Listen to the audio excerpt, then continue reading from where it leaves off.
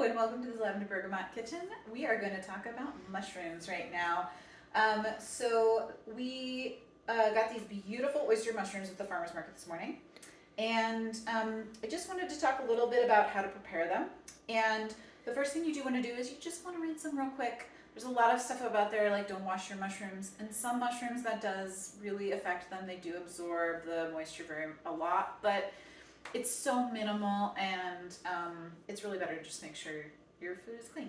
So just rinse them off real quick. If you see any spots that are extra muddy, just use a little cloth to wipe that off. For oyster mushrooms, I really prefer not to chop them. I feel like when I chop them, they kind of smoosh a lot, and so what I do is instead is I kind of tear them. So I just take one of the little mushrooms and tear it apart. They come all connected together, so you just pop it apart, pull it apart, and there you go. Once you've got your whole bag prepped up like this, then you're ready to cook them. The most important thing when you're cooking mushrooms and you want them to be browned when they're done is that you want to make sure not to just dump this whole thing into the pan.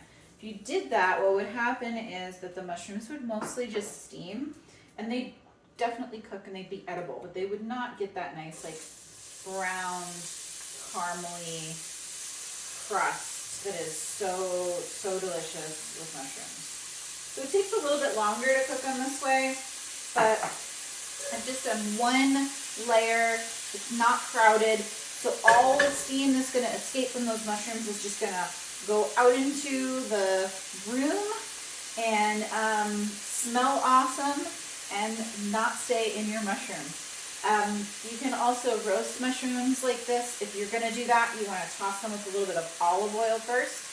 You will notice I didn't put any salt in here. Salt pulls the moisture out of the mushrooms, so it can make them release more moisture into the pan, which means more steam, which again means less browning.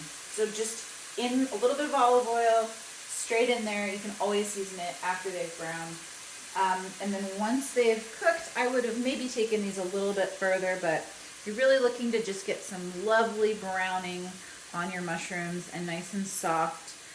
But how long you cook them is really up to you, because you can't actually overcook mushrooms unless you burn them.